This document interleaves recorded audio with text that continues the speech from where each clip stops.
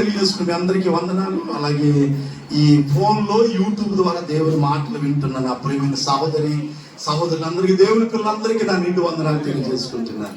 దేవుని వాక్యం కొరకు చిన్న ప్రార్థన చేస్తాను. పరిశుద్ధుడా, ప్రేమ కలిగిన తండ్రి, నీకు వందనాలు, స్తోత్రములు నాయన. ఆ ఉదయకాల సమయంలో ప్రారంభించినటువంటి ఆరాధనలో ఇంతవరకు పాటల్లో మీరున్నారు, సాక్ష్యాల్లో మీరున్నారు. నీ వాక్యాన్ని మేము ధ్యానించబోతున్నాం.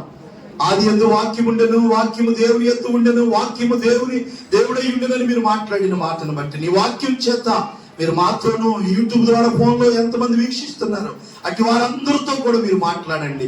నీ సేవకుని ఆత్మ చేత నింపి ఈ బిడ్డలందరికీ కావలసిన ఉపదేశాన్ని నీ బిడ్డలందరితో మీరు మాట్లాడి బలపరచమని యేసు నామములో అడిగి ప్రార్థించి పొంది ఉన్నాము తండ్రి, ఆమేన్. ఒకసారి దేవుని స్తోత్రం చెప్పండి బిగ్గరగా. హల్లెలూయా. గడిచిన వారంలో మనం గుండె చెందిన వారిని ఆయన బాగు చేసేవాడు, మన దేవుడు బాగు చేసేవాడని ఆ సందేశాన్ని మనం నేర్చుకున్నాం. ఈ వారం దేవుని వాక్యంలో నుండి యెషయా గ్రంథం, ఈ వారం మన వాక్య ధ్యానం కొరకు యెషయా గ్రంథం 43వ అధ్యాయం 4వ వచనాన్ని చదువుకొని దేవుని మాటలు మనం ధ్యానం చేద్దాం. యెషయా గ్రంథం బైబిల్ ఉన్న వారందరూ కూడా తెలిసి చూద్దామండి. పరిశుద్ధ బైబిల్ గ్రంథంలో నుండి ప్రవక్త యెషయా రాసినటువంటి గ్రంథం 43వ అధ్యాయం 4వ వచనం చదువును. నీవు నా దృష్టికి ప్రియుడవైనందున గనుడవైతివి. చాలు అనక ఆ మొక్క మాట చాలు. మనందరూ ఈ మాట చెబుదాం. నీవు అందరూ చెప్పండి, నీవు నా దృష్టికి ప్రియుడవైనందున గనుడవైతివి. నీవు నా దృష్టికి ప్రియుడవైనందున గనుడవైతివి.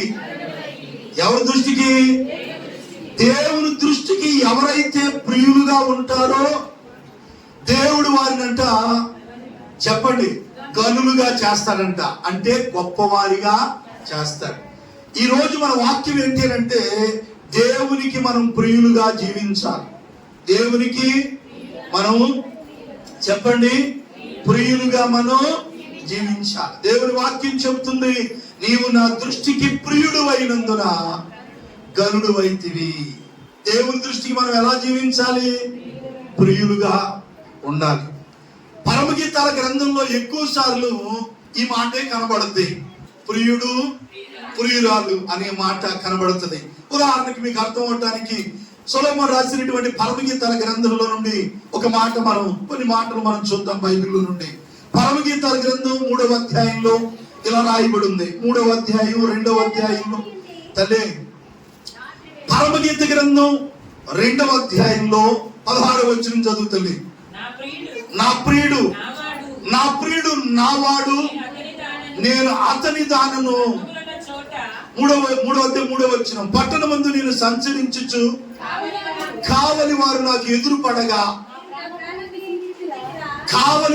ఎదురుపడ్డారు. మీరు నా ప్రాణప్రియుణ్ణి సూచితురా అని నేను అడిగి తిని, నేను వారిని విడిచి కొంచెము దూరము రాగా నా ప్రాణప్రియుడు నాకు ఎదురుపడ్డాడు. నేను అతన్ని వదిలిపెట్టక నేను గట్టిగా పట్టుకున్నాను. దేవునికి స్తోత్రం చెప్పండి గట్టిగా. 4వ అధ్యాయం 7వ వచనం అన్నాడు, నా ప్రియురాలా. ఏముంది అక్కడ?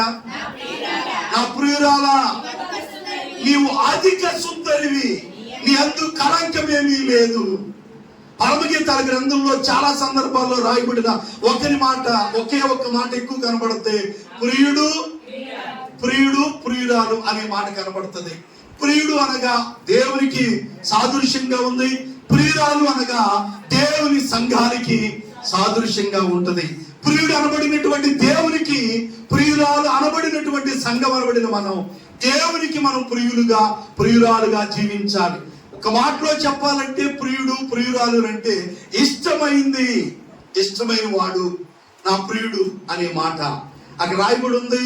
పట్టణమందు నేను సంచరించుచు కావలి వారికి నాకు ఎదురుపడ్డగా నా ప్రాణప్రియుడు మీరు ఏమైనా చూశారా అని అడిగిందంట.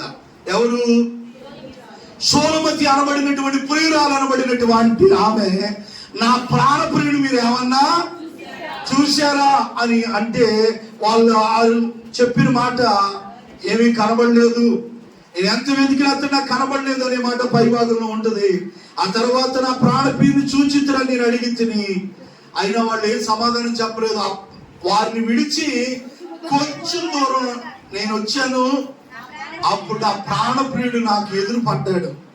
నేను వదిలిపెట్టగా అతను నేను గట్టిగా పట్టుకున్నాను నేను అన్నాడు. హల్లెలూయా.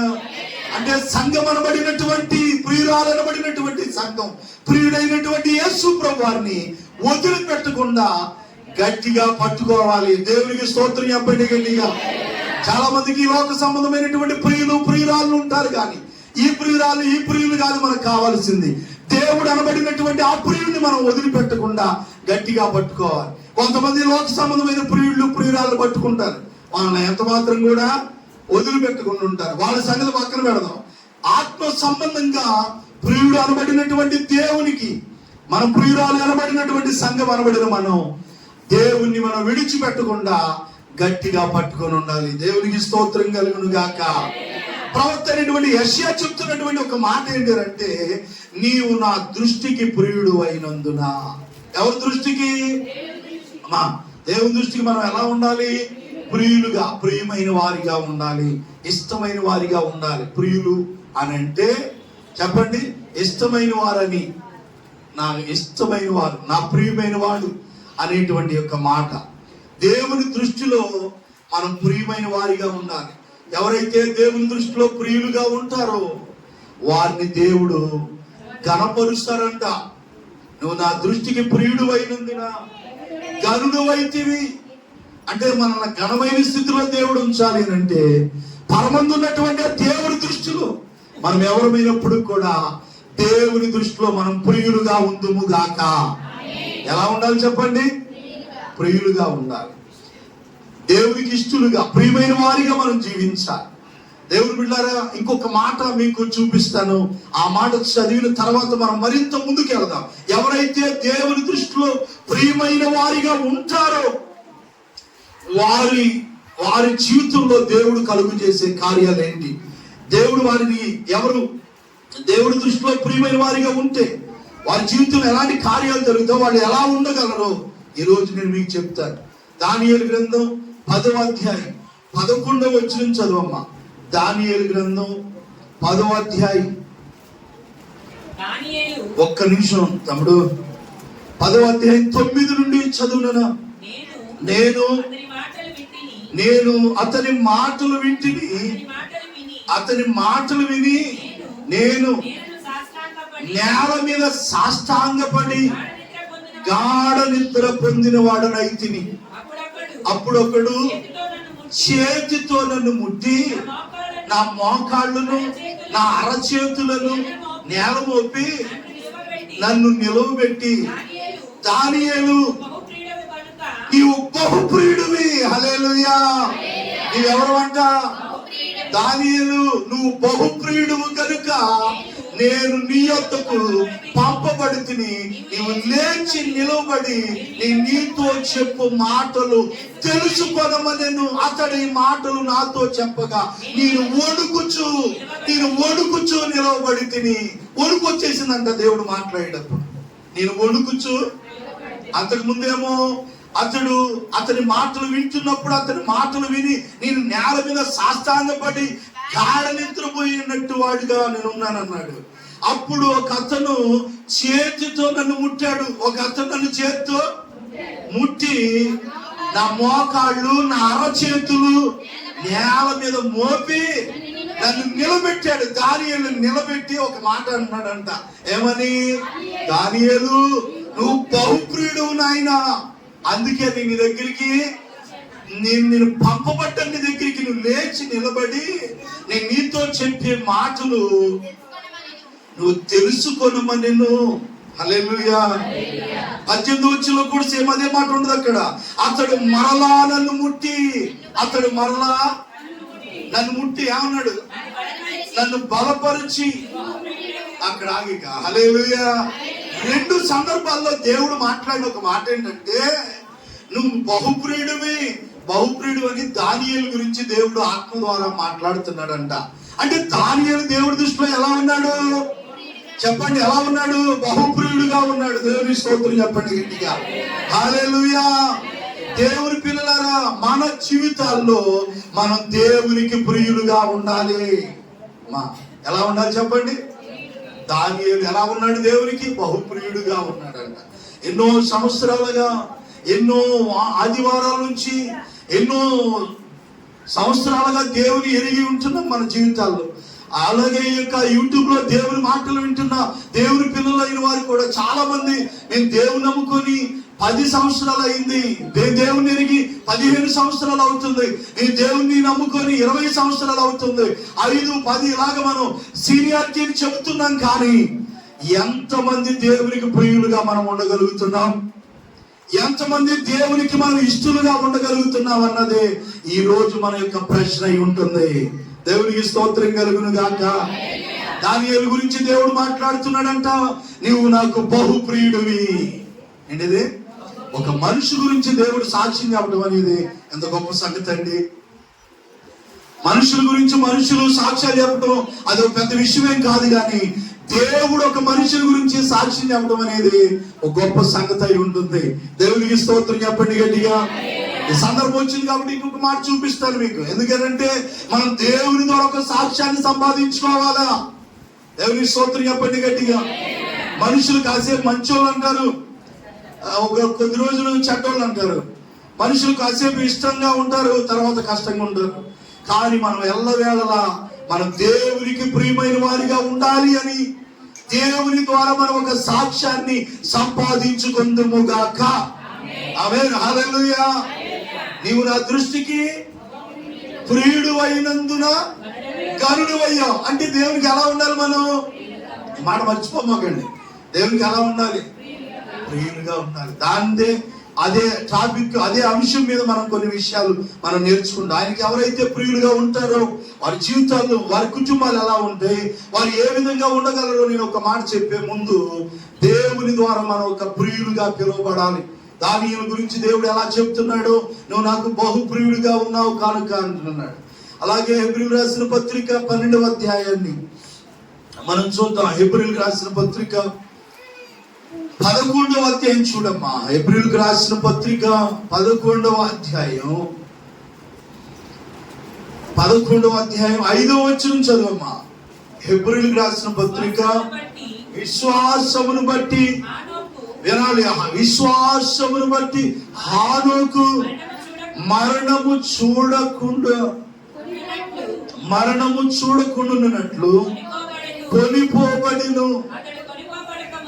అతడు కొనిపోబడక మునుపు దేవునికి ఇష్టుడై ఉండేనని సాక్ష్యం పొందెను.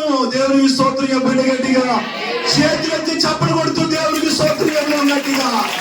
అది ఎందుకు ఇలా అంటున్నానంటే, మీరు కొద్దిసేపు అయినా అలర్ట్గా ఉంటారని, ఫోన్ కాల్ రాకుండా, ముందుకు పడకుండా కబాలా వచ్చేది ఇవ్వాలి. మళ్ళీ శనివారం కనపడరు ఎంతమంది. శనివారం పరిస్థితులు అనుకూలించట్లా. మోకాళ్ళు గుజ్జరిగిపోయి కొంతమంది, ఎన్నుపోసి ఇరిగి కొంతమంది, తర్వాత ఇంకేంటి చేతులు నొప్పులు వచ్చి కొంతమంది, ఇంకా కొనుక్కుని థైరాయిడ్ వచ్చి కొంతమంది, ఇంకేమవుతున్నాయి మందిరానికి రావడానికి ఇంకేమవుతున్నాయి ఉంటే ఎవరు చెప్తుంటారు, మొహం వాసిందయ్యా అంటే నా వాపుల మొహం చూడకూడదని. ఈ కచ్చేది నన్ను ఈ మాటలు. దేవుని స్తోత్రం చెప్పండి గట్టిగా.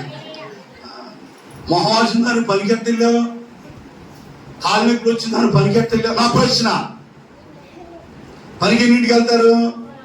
తెల్లవారు ఎన్నింటికి? 5 నుంచి స్టార్టింగ్ అంటే తిరణాల 5 నుంచి 8 దాకా 12, 1 గంట, 12, 1 మినిమం 12 అంటే 5, 6, 7, 8, 9, 10, 11 అంటే 8 గంటలు వచ్చింది ఇంచుమించుగా.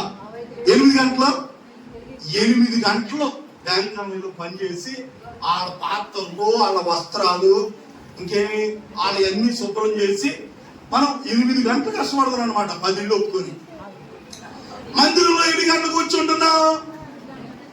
7 నుంచి 7 to 9 అంటే ఎన్ని గంటలు? అంటే 7ంటికి వస్తున్నారా? రాదు. అంటే 7:30కి వచ్చేవాళ్ళు ఉన్నారు, 8ంటికి.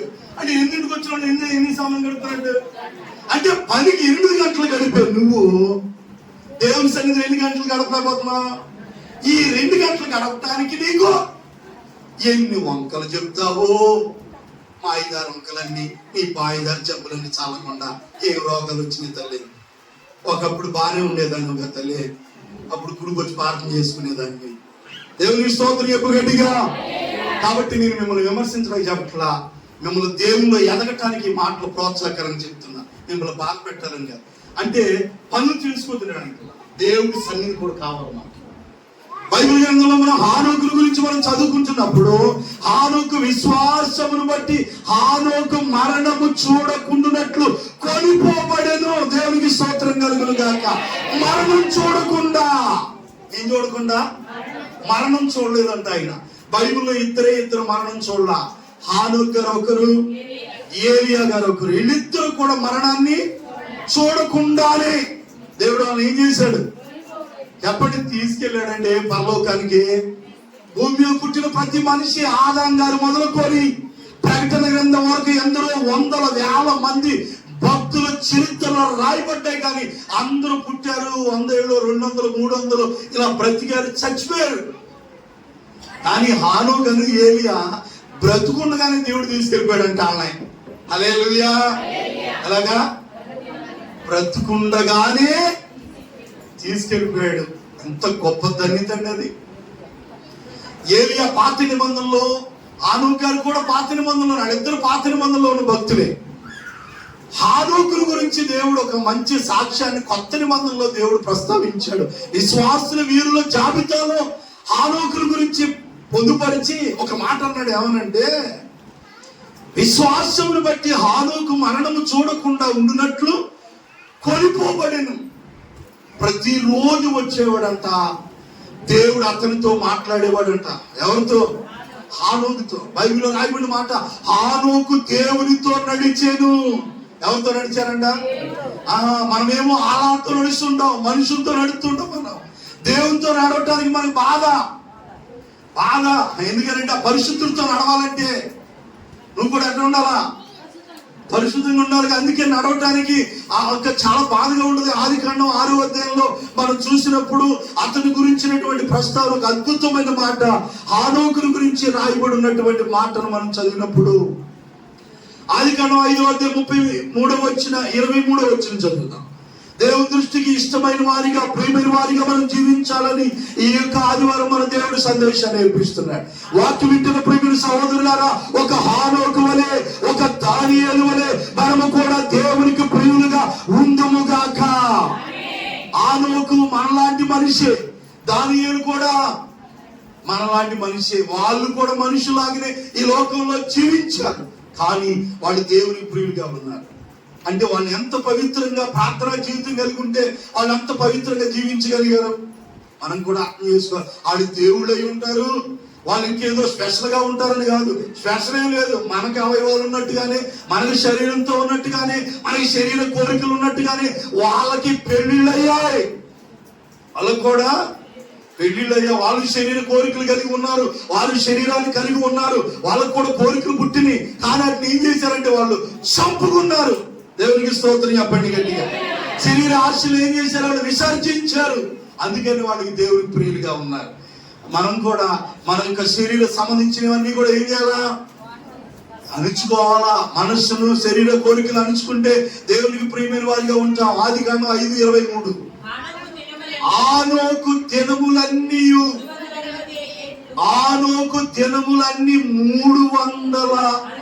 365 ఏళ్ళు అన్నాడు బతికాడంట. నువ్వు కూడా అన్నాడు బతికి ఎంత బాగుంటుందో కదా. బతకోలే, ఎవరు బతకోలే కదా.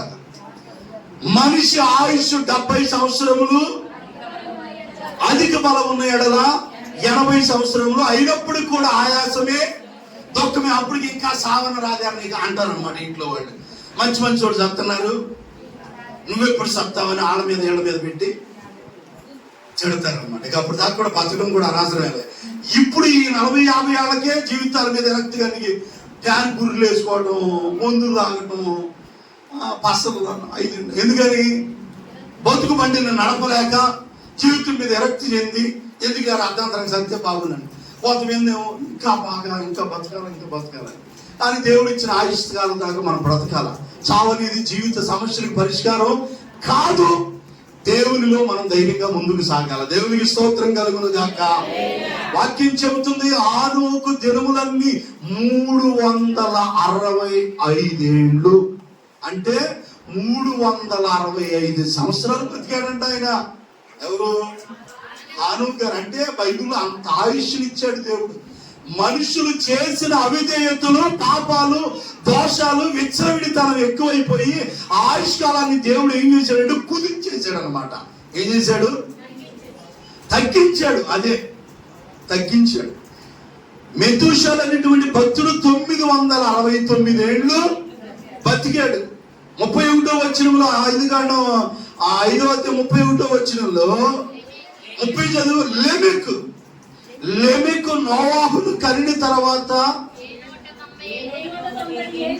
190 బ్రతికి కుమార్తెలు కనిను. లెమెకు దినములన్నీ 770 ఏళ్ళు. 77 ఏళ్ళ అమ్మా. హానోకు 360 ఏళ్ళు బతికాడంట. లెమెక్ అనేటువంటి భక్తుడు 770 ఏళ్ళు బతికి నోవాహు గారిని కానీ ఆయన మరణించారు. అంటే దేవుడు ఎంత ఆయుష్నిచ్చాడు మనిషికి. మరి అంత ఆయుష్కాలం ఇచ్చిన దేవుడు ఇప్పుడు ఆ 70 ఏళ్ళు ఎందుకు బతుకుతున్నాడు? అప్పుడు దాకా కూడా బతకలేకపోతున్నారు.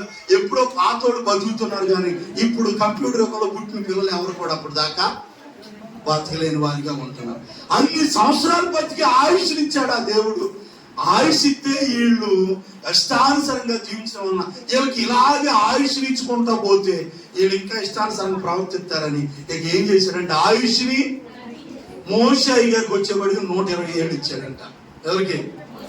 మోషే గారు కూడా 120 ఏళ్ళు బతికాడంట. అంతే, ఆయన అయిపోయాడు, ఇంకా మరణించాడు. అంటే అక్కడికి వచ్చేవాడికి ఆయుష్ ఏమైపోయింది? తగ్గిపోయింది. ఇక ఆయనే రాశాడు మనిషి ఆయుష్ 70 ఏళ్ళు. కానీ హానోకు గొప్పతనాన్ని గురించి చెప్పుకుంటున్నప్పుడు మనం ఆయన 365 ఏళ్ళు బ్రతికి, ఆ మాట చదువుతుంది ఇప్పుడు మళ్ళా 23 వచ్చిన. హానోకు 365 ఏళ్ళు దినములన్నీ అతడు 365 ఏళ్ళు బ్రతికినాక హానోకు దేవుడితో నడిచిన తర్వాత దేవుడు అతనితో తీసుకొని పోయాను. అతడు దేవునితో నడిచిన తర్వాత అంటే ఏం చేశాడంట? అమ్మా, దేవునితో నడుస్తున్నాడు. మనం కూడా దేవునితో నడవాలి, దేవుల్లో ఎదగాలి, దేవుల్లో నడవాలి. ఒకప్పుడు నడిచాం, ఇప్పుడు దేవునితో. చెప్పండి, ఏం చేయాలా? మనం ఎప్పుడు దాకా నడవాలంటే ఈ లోకంలో ఉన్నంత కాలం దేవునితో నడుస్తూనే ఉంటాం. ఆగిపోదు నా పాట గమ్యం చేరేదాకా, సాగుతుంది ప్రతి పూట నా పరుగు ముగిసేదాకా. ఒక్క నిమిషం నాన్న, వాళ్ళు రాదులే పాట. ఆగిపోదు నా పాట గమ్యం చేరేదాకా, సాగుతుంది ప్రతి పూట నా పరుగు ముగిసేదాకా. అక్కడ నీ సాగేదా యేసు నీతో నా జీవిత కాలమంతా, నీ సాగేదా యేసు నీతో నా జీవిత కాలమంతా. హల్లెలూయా. యేసుతో నడిచేదా, యేసుతో జీవించేదా? హానోకు లాగా, మోషే లాగా నేను అడుగుతానని ఎప్పుడో పాటలు నా చిన్న పిల్లలప్పుడు పాడిన పాట అది. ఎప్పుడో పౌలయ్య గారు పాడాడు, అప్పుడు పాడుకుంటాను. నీ సాగేదా యేసు నీతో. ఎప్పుడు దాకా? జీవితకాలం అంతా సాగాల. బాప్తిసం తీసుకుని 2 సంవత్సరాలు తాగి కింద మొక్క బోర్లు పడి మొహంతో పగలు కొట్టుకొని ఇక అయిపోయింది. ఇక భక్తి అయిపోయింది అనేది కాదు ఇది. ఇది ఏంటంటే లైఫ్ లాంగ్ అనమాట. జీవితకాలం అంతా దేవుల్లో నడవాలి, సాగాలి, ఎదగాలి. అనుసరం మధ్యరా చిన్న అనుసరం సాగేవారిగా ఉండాలా. దేవునికి స్తోత్రం చెప్పండి గట్టిగా. ఎప్పటికీ నువ్వు ఆగిపోతే సాగిపోయేవారిగా ఉండాలి. హనోకు దేవునితో నడిచిన తర్వాత దేవుడు అతన్ని తీసుకొని పోయేను కనుక అతడు లేకపోయేను. అక్కడ అయిపోయింది హనోకు చరిత్ర. పరిశుద్ధాత్మ దేవుడు మళ్ళా హెబ్రీ గ్రంథకర్త రాస్తున్నాడు. ఆయన ఏమని రాశాడంటే, అతడు కొనిపోబడక మునుపు, అంటే కొనిపోబడక మునుపు అంటే భార్య పిల్లలతో వీళ్ళందరితో కలిపి భూమి మీద ఉన్నప్పుడు ఏమందుకున్నాడు? దేవునికి ఇష్టడై ఉండేనని సాక్ష్యం అందుకున్నాడు. ఏమందుకున్నాడు? ఎవరు? హనోకు ఏమందుకున్నాడంట? ఏం సాక్ష్యం? దేవునికి ఇష్టడై ఉన్నాడని సాక్ష్యం అందుకున్నాడు. మన ఇంట్లో పక్కన వాళ్ళని చెబుతున్నారు మన గురించి. ఏంటది? నువ్వు చెప్పేది కాదు గుళ్ళో, నిన్ను గురించి ఈ పక్కన ఉండి ఏమైనా సాక్ష్యం చెప్తున్నారా? పక్కన ఉండి సాక్ష్యం పొందుకోవాలంట. ఏంటది? హనోకు దేవుని ద్వారానే సాక్ష్యం పొందుకున్నాడు. నీ పక్కన ఉండి అసలు ఏమనుకుంటున్నారు నీ గురించి అనేది కూడా మనం ఇంత ఆలోచన చేయాలి. దేవుని పిల్లలారా, దేవునికి ప్రియమైన వారిగా మనం ఉండాలని మనం చెప్పుకుంటున్నటువంటి సందేశంలో దానియేలు దేవునికి బహుప్రియుడిగా జీవించాడు. హనోకు కూడా దేవునికి ఇష్టడుగా ఉన్నాడని సాక్ష్యం పొందుకున్నాడు. ఈరోజు మన జీవితాల్లో కూడా మనం కూడా దేవునికి ప్రియమైన వారిగా ఉండాలని ఒక తీర్మానం నువ్వు చేసుకున్నట్లయితే, దేవునికి ప్రియుడిగా నువ్వు ఉన్నట్లయితే, దేవుడు అలా దేవునికి ప్రియుడుగా, దేవుని దృష్టికి ప్రియుడమైన వారిగా మనం ఉంటే మనం ఎలా ఉండగలమో నేను త్వరగా ఒక 2-3 మాటలు చెప్తాను నేను. హల్లెలూయా. మనం ఎలా ఉండాలి చెప్పండి? ఇప్పటిదాకా చెప్పిన మాట ఒక్కటే, దేవునికి ప్రియుడుగా మనం జీవించాలి. మొదటి ఉదాహరణ, దానియేలు దేవునికి ప్రియుడుగా బహుప్రియుడుగా ఉన్నాడు. హనోకు కూడా ప్రియుడుగా ఇష్టమైన వాడిగా ఉన్నాడని దేవుని గురించి సాక్ష్యం చెప్పాడు. దేవుడు హనోకులాగా వాక్యం వింటున్న నిన్ను ఈ లైవ్ లో ఈ ఫోన్ ద్వారా దేవుని మాటలు వింటున్నా నీ జీవితంలో కూడా దేవునికి ప్రియురాలుగా ఇష్టమైన దానిగా నువ్వు ఉంటే రేపు దేవుని రాజ్యం, దేవుని రాకడలో మనం దేవునితో పాటు కొనిపోబడతామన్నమాట. హల్లెలూయా. హనోకులాగా బ్రతుకుండగానే మనం కొనిపోబడము. దేవుని రాకడ కడపూర శబ్దం వినబడగానే రెప్పపాటున మనం దేవునితో పాటు లేపబడతాం, ఎత్తబడతాం దేవుని రాజ్యానికి. అలా ఉండాలంటే ఇక్కడ ఉన్నప్పుడే, అక్కడికి వెళ్ళాక ఇంకా ప్రియమైన వారు ఉంటుంది. అక్కడికి వెళ్ళాక ఆరాధనకి వెళ్తాను నేను, అక్కడికి వెళ్ళాక ప్రార్థనకి వెళ్తాను నేను, ఉండదు. అక్కడ హనోకు ఎక్కడ ఉన్నప్పుడు ప్రియమైన వాడికి ఇష్టంగా ఉన్నాడు? భూమి మీద ఉన్నప్పుడే ఇష్టంగా ఉన్నాడు. అందుకే దేవుడు అతన్ని కొనిపోబడ్డాడు. నువ్వు కూడా ఇక్కడ ఉన్నప్పుడే నేను అక్కడికి వెళ్ళాక ప్రియమైన దానిగా ఉంటానంటే కుదరదు. ఇక్కడ ఉన్నప్పుడే నువ్వు రక్షణ పొంది నువ్వేం చేయాలంటే నీ పవిత్రతని, నీ ఆత్మీయతని చాలా జాగ్రత్తగా కాపాడుకొని దేవునికి ప్రియమైన వారిగా ఉండాలి. అలా ఎవరు ప్రియమైన వారిగా ఉంటారో దేవుడు వారి పట్ల ఎలాంటి కార్యాలు చేస్తాడంటే, ద్వితీయోపదేశకాండం 33వ అధ్యాయంలో ఒక భక్తుడి గురించి పరిశుద్ధాత్మ దేవుడు అక్కడ రాయించాడు. బైబిల్ ఉన్న వారందరూ తెలిసి చూడండి.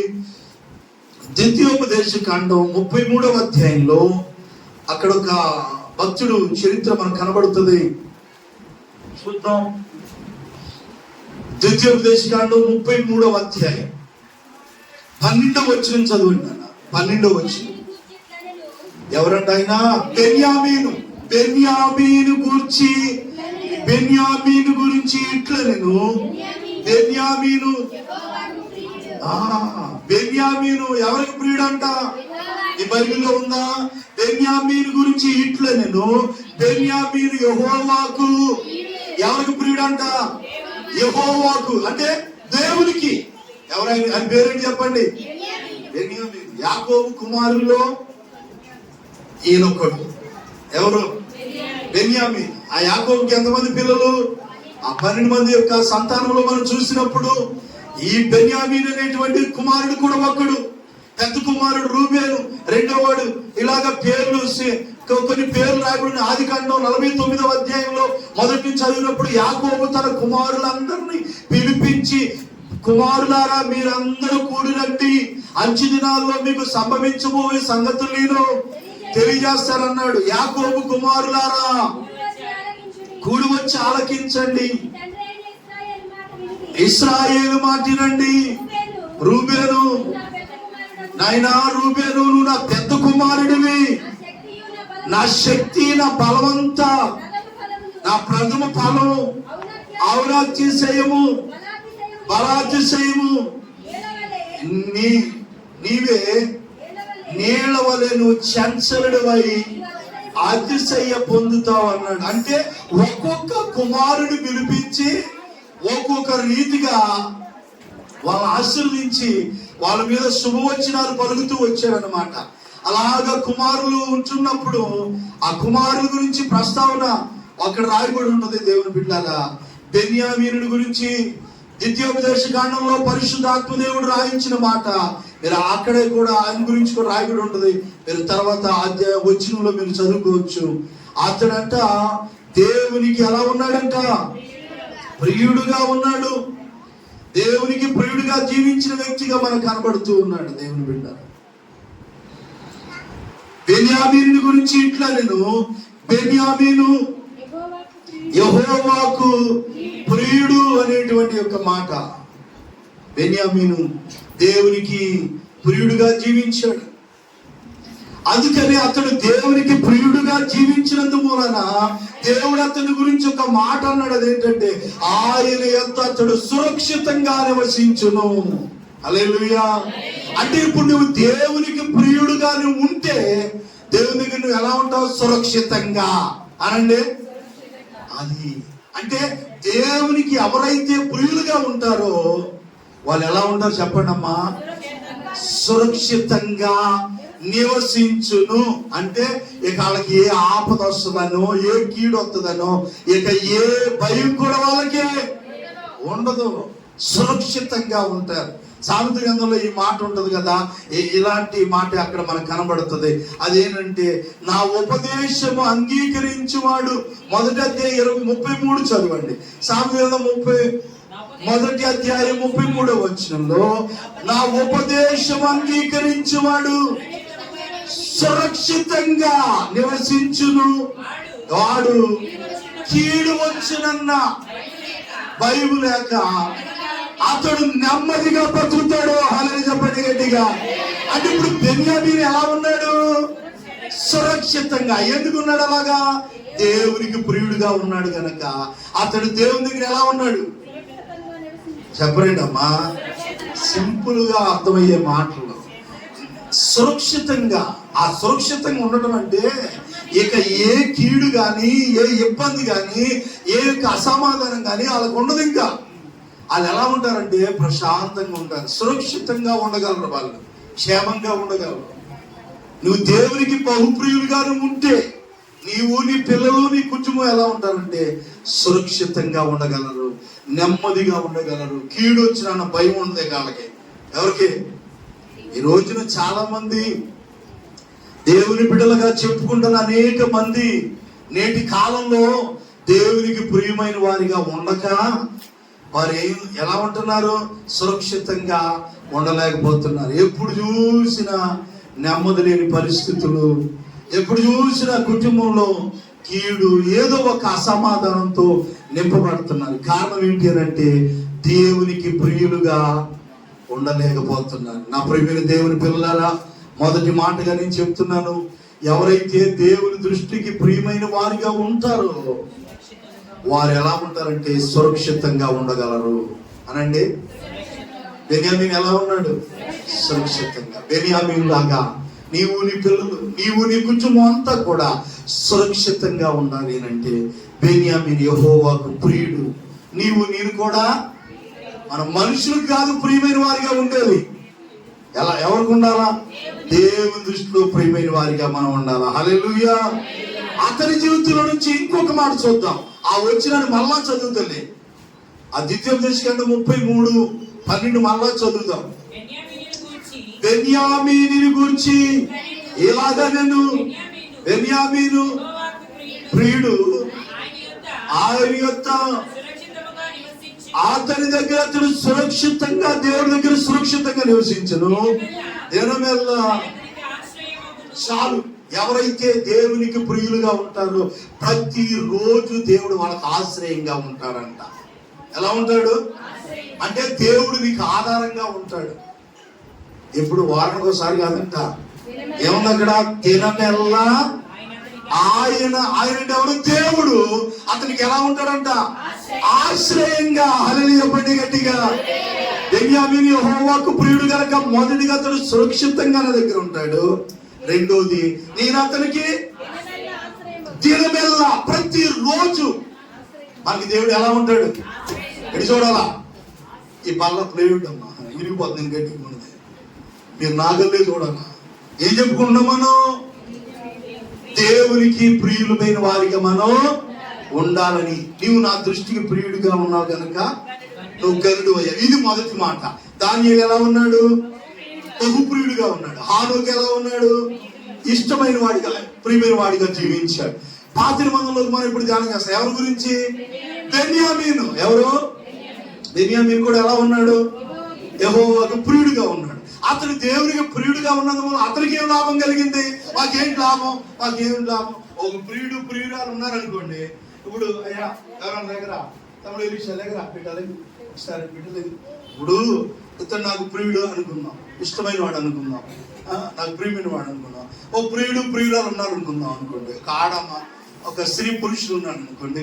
ప్రియుడు ప్రేయసి ప్రియురాలు ఉండాలి కదా.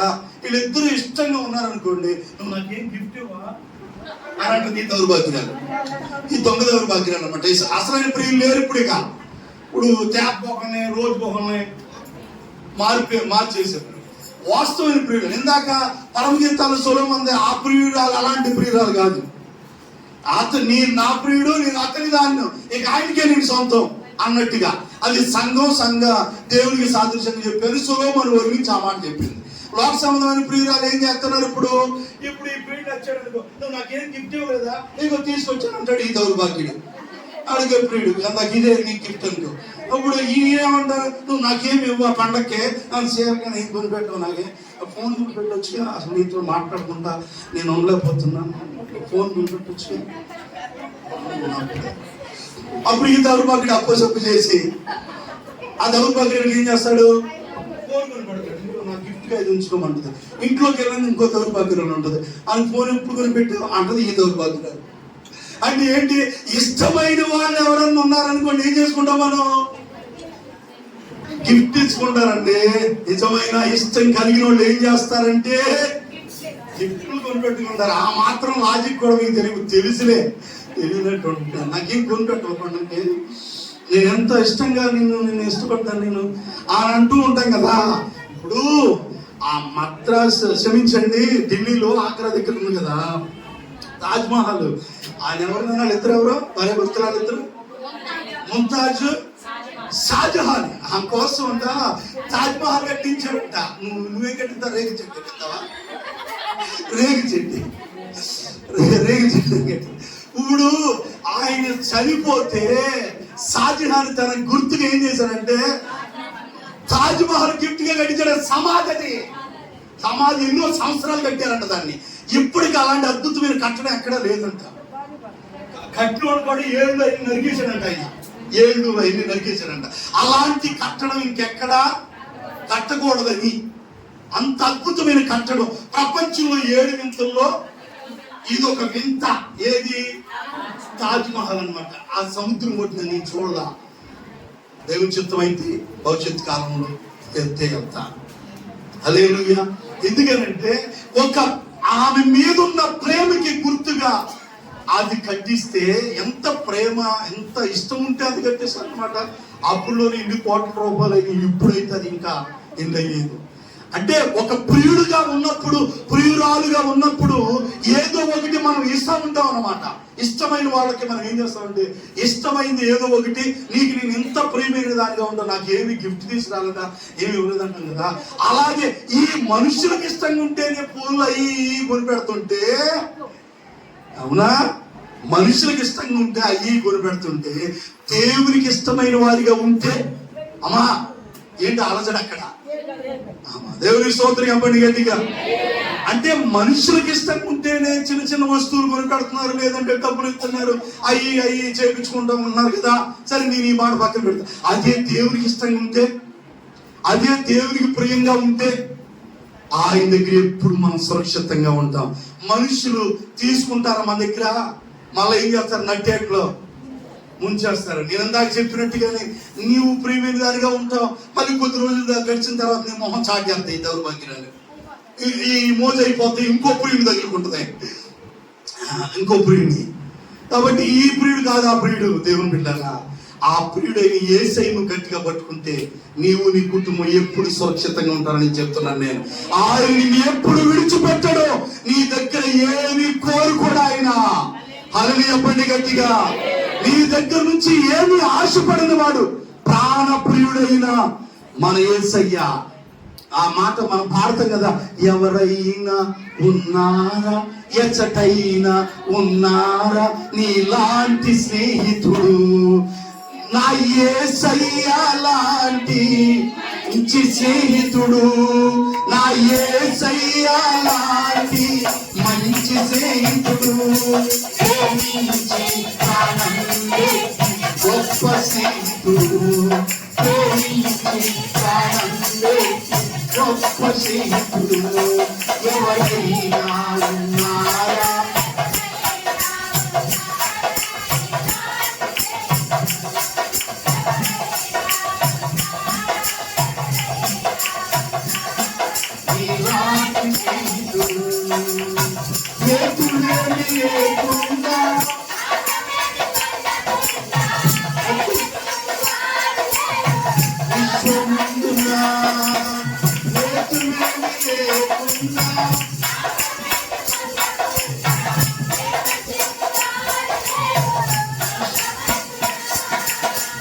నేను కోరుకోకుండా నా కోసం తనకు తాను చేసినాడు శివయాగము.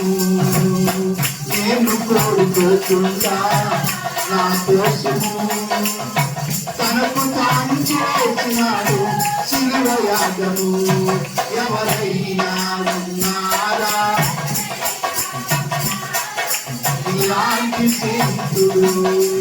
హల్లెలూయా. ఆ వచనాలన్నీ కూడా ఎలా ఉంటాయంటే, అంతస్తులు చూడకుండా, అర్హతలు లేకుండా జతను కోరు వారు దొరకరు, ఎంత వెతికినా అంటే ఈ లోకంలో ఎవరైనా జత చేసుకోవాలంటే ఏం కావాలా, అంతస్తులు, అర్హతలు, ఇవన్నీ చూసి మనతో జట్టు కడతారనమాట. కానీ అక్కడ ఏముందన్నా, నీచుడనని చూడకుండా. ఎవరంట, ఎవరు నీచులు, ఎవరు పరమ నీచులు, మనం నీచాతి నీచులు. ఈ నీచులు మనం ఏం చేశాడంటే, అక్కడ నీచుడనని చూడకుండా నా కోసము మహిమనంత వీడినాడు. ఏమి చిత్రం అది. నీచులు మనం.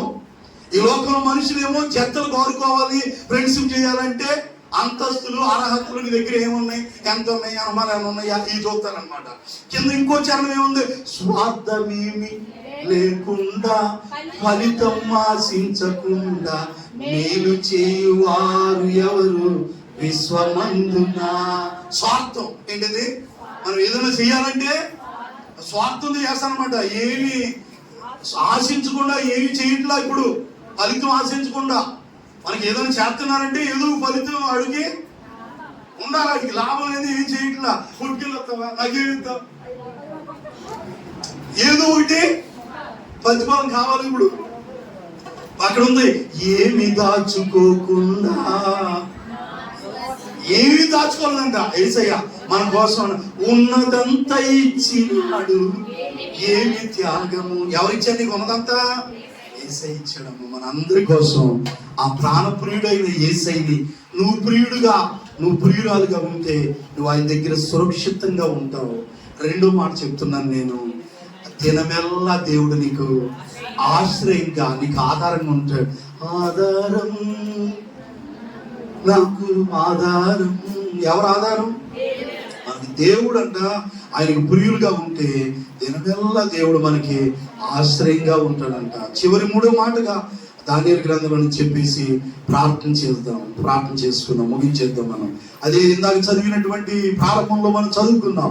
దానియేలు గ్రంథంలో ఇందాక మనం ప్రారంభంలో చదివిన మాట 10వ అధ్యాయంలో 18వ వచనం. మూడోదిగా, మొదటిది దేవునికి మనం ప్రియులుగా ఉన్నప్పుడు ఆయన దగ్గర మనం సురక్షితంగా ఉండగలం. రెండో మాట, ఆయనకు మనం ప్రియులుగా ఉంటేనంట దినమెల్లా దేవుడు మనకి ఆశ్రయంగా ఉంటాడు. యెహోవా వానికి ఆశ్రయంగా ఉంటాడు.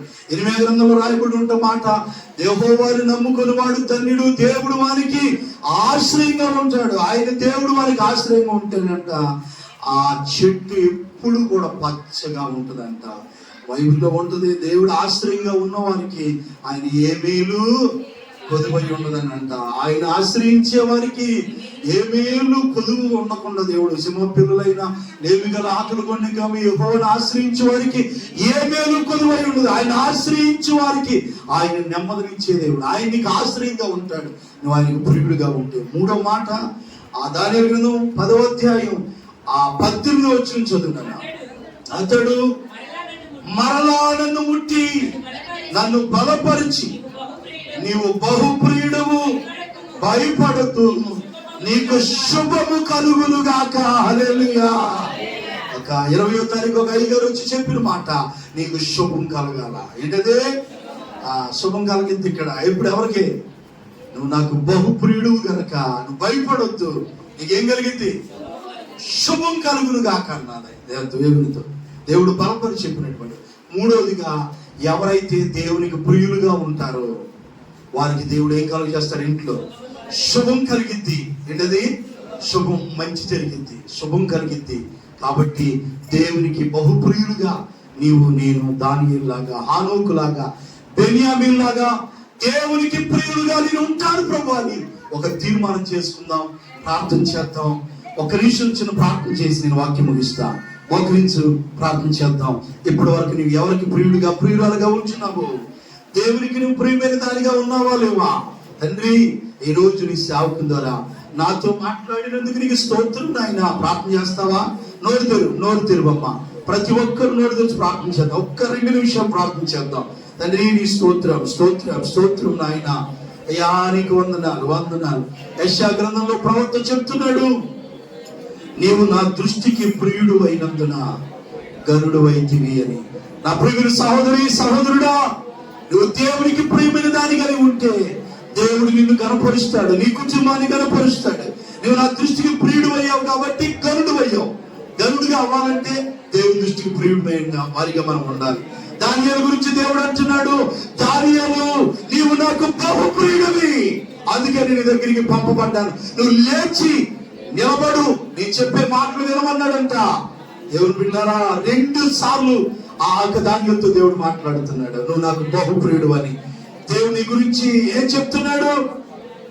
నీల పత్రాల గురించి నీ సాక్ష్యం ఏ వినబడుతుంది?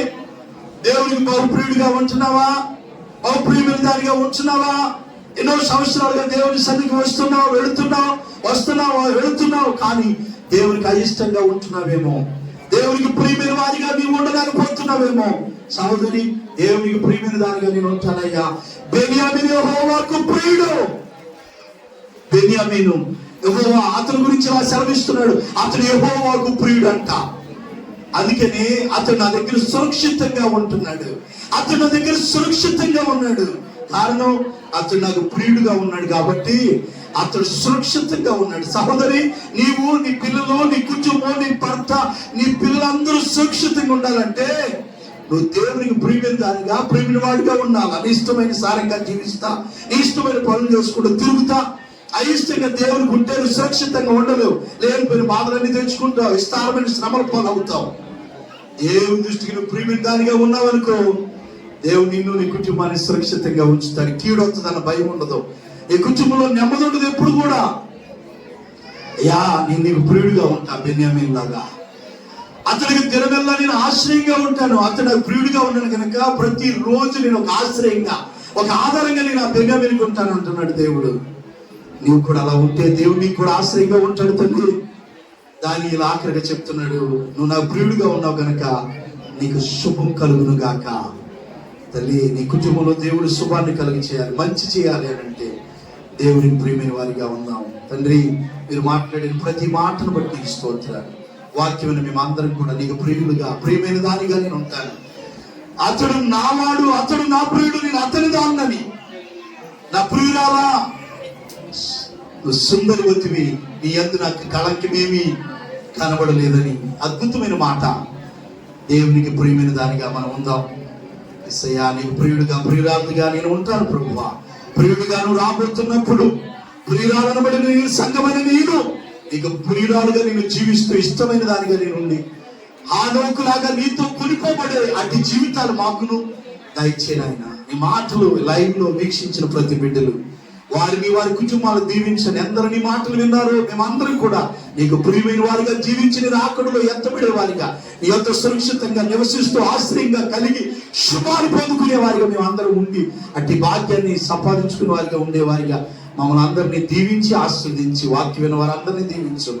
యేసు నామములో అడిగి ప్రార్థిస్తున్నాము తండ్రి, ఆమేన్. లేచి నిలబడదాం. ఒక చిన్న పాట పాడుతుంది.